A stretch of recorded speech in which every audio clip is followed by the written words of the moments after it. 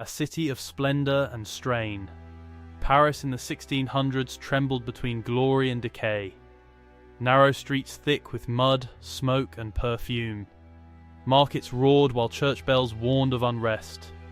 Carriages clattered past beggars and courtiers alike, the Seine carrying both commerce and corruption. Behind shuttered windows, cardinals schemed, and poets whispered rebellion. Paris was brilliant, volatile, and hungry, a city poised on the edge of transformation. Welcome to Paris in the 1600s. In this video, I use modern AI tools to bring historic paintings, engravings, and prints to life, allowing us to shift perspective, change camera angles, and move through the same scenes in ways their original artists never could.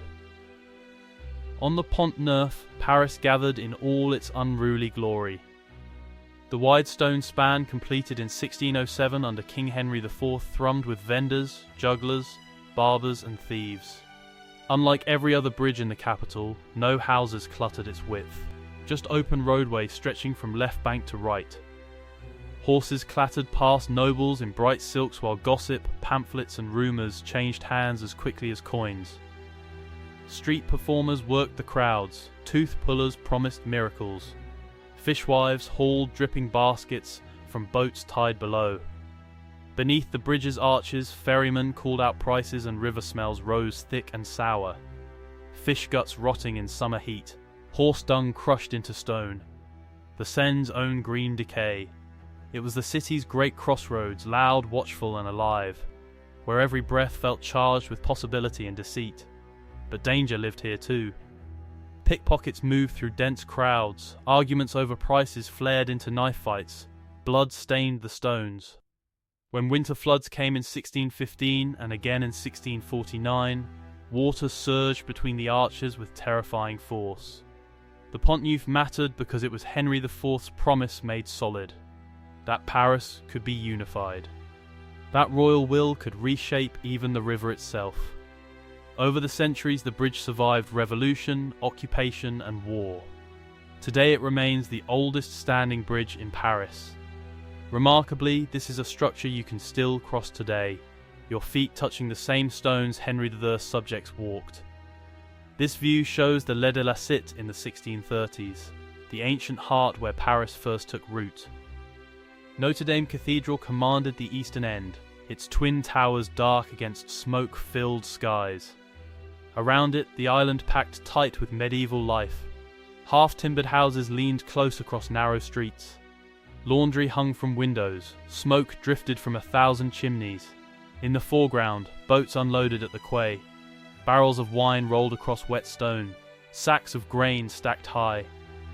In the midground, a priest in black robes hurried toward the cathedral. The island crammed thousands of souls into impossible density. Entire families lived stacked 8 and 10 to a room. Children played in alleys so narrow a single cart blocked passage. The stench never left. Fish rot from the markets, chemical reek from tanneries. Human waste emptied into open drains that fed back into the Seine. Disease moved through these streets like fire. Plague struck in 1606, killing thousands in weeks. It returned in 1619, then again in 1631. Each time, carts hauled corpses to mass graves beyond the walls. Survivors burned sulphur and prayed. Yet the island held immense power. Notre Dame stood as France's spiritual anchor. Kings were crowned beneath its vaulted ceiling. On the western end, the royal courts dispensed the king's justice. Criminals faced trial in torchlit chambers, torture in dungeons below, execution in the square outside. Public hangings drew enormous crowds who jeered and cheered. The island was sacred and profane at once, where God's authority and the king's authority merged into one unbreakable power. Much of the medieval island was demolished in the 1800s when Baron Haussmann rebuilt Paris. Entire neighborhoods vanished. Today, Notre Dame still rises from the same ground, scarred by the 2019 fire but standing. The island remains the symbolic center, just as it was 4 centuries ago. At the Hôtel de Ville, Paris displayed its stern civic face. The great Renaissance fade rose above the square like a monument to order. Yet beneath its carved stone, the city's pulse beat hard and uncertain. Inside, the city council met in high-ceilinged chambers where magistrates argued over taxes and trade. Clerks scratched away with quill pens. Messengers hurried across the cobbles with sealed decrees. The murmur of disputes drifted from crowded halls where merchants, magistrates, and petitioners pressed their claims. Outside, vendors mingled with agitators, their shouts echoing off walls as the Seine's cold wind swept the square. The building hummed with activity. Petitioners crowded the entrance, seeking permits, protesting fines, demanding hearings. The smell of ink and candle wax filled the offices. Here, power felt both ceremonial and fragile. When the Fronde rebellions erupted in 1648, barricades went up in this square. Angry mobs gathered shouting demands. The building represented order itself, which made it essential to defend and tempting to attack. Whoever controlled the Hôtel de Ville controlled Paris. The original structure burned during the Paris Commune in 1871. What stands today was rebuilt in the same style. Today the same stretch survives as the seat of city government, still watching over Parisians. This is the Palais Cardinal, where Cardinal Richelieu's power stood visible and absolute. The massive palace he built in the 1630s stretched north of the Louvre, its formal gardens extending behind high walls. In the foreground, courtiers arrived on horseback. In the background, Paris's rooftops pressed close and chaotic. The contrast was deliberate. Richelieu's ordered world inside, the unruly city kept outside. From these rooms, the cardinal ruled France with more authority than King Louis XVI himself. Inside, he collected paintings by Europe's finest artists. He staged theatrical performances in his private theatre, one of the first in Paris. He met with spies who reported from every corner of the kingdom. The air smelled of beeswax polish, imported spices, fresh-cut flowers. Every detail announced wealth and control. But the Palais Cardinal was also a centre of fear. Richelieu crushed opposition without hesitation. Nobles who challenged him disappeared into prison cells. Dueling was banned in 1626 under penalty of death. The cardinal's informants reached into noble households, into taverns, into printing shops. The palace symbolised the new France being built. Centralised, absolute, intolerant of rebellion. When Richelieu died in 1642, the palace passed to the royal family. It was renamed the Palais Royal. Over centuries, fire gutted parts of it. Revolutionaries ransacked its treasures. Today, this same site houses government offices and elegant arcades. The Latin Quarter buzzed with dangerous ideas through the 1640s. Stone colleges lined streets that had twisted since medieval times. Students in dark robes rushed between lectures. The University of Paris held dominion here, its authority challenged only by the church. In the foreground, a bookseller arranged volumes on a wooden table, offering pamphlets and forbidden verses. In the background, the dome of the new Sorbonne Chapel rose under construction, funded by Richelieu's fortune. The neighbourhood crackled with intellectual energy. Scholars debated theology in Latin for hours. Printing presses churned out pamphlets day and night, spreading ideas that questioned authority. Taverns filled every evening with students. Some brilliant, others drunk and violent. The smell of printers' ink mixed with cheap wine and candle smoke. Ideas flowed through these streets like water. The church watched closely, ready to stamp out heresy. But the quarter also erupted into violence. Town and gown riots broke out when students clashed with city guards. In 1639, a dispute over a tavern bill escalated into street battles that left several dead. The university maintained its own courts, separate from royal justice. Students could escape punishment by claiming clerical immunity. This neighbourhood functioned as a semi-independent republic within Paris. The Latin Quarter survives today, still home to students and bookshops.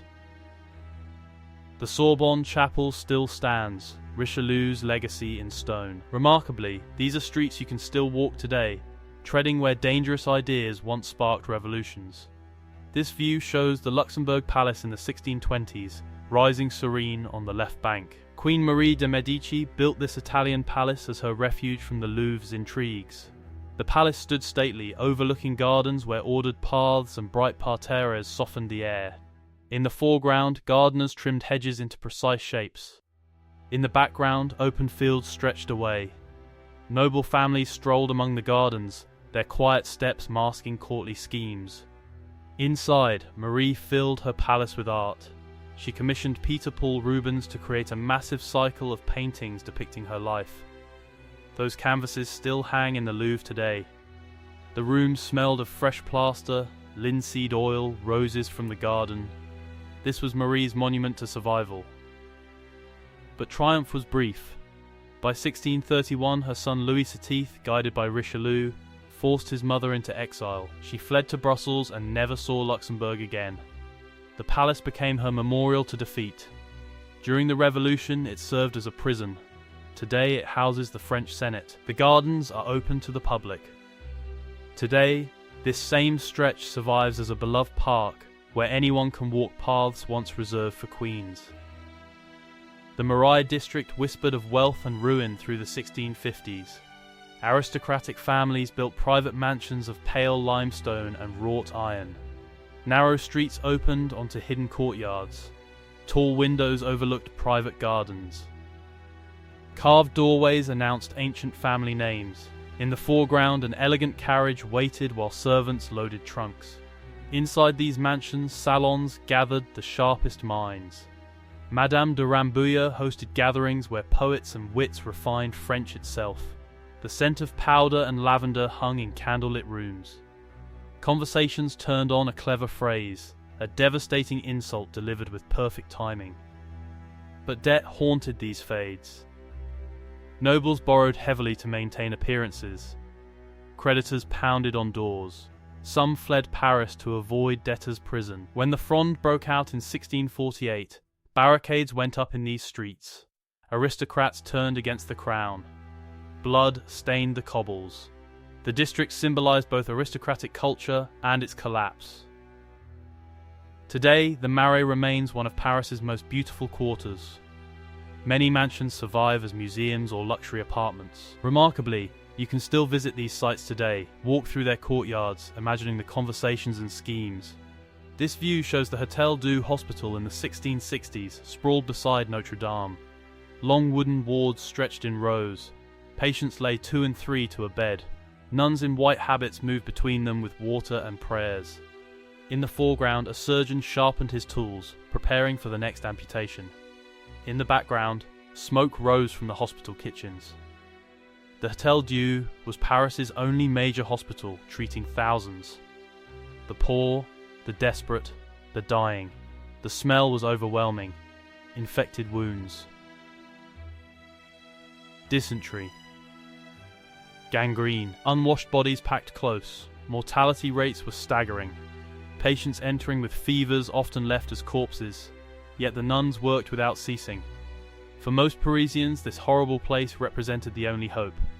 Fire was a constant terror. The building burned in 1654, killing patients trapped in beds. Overcrowding worsened with every epidemic.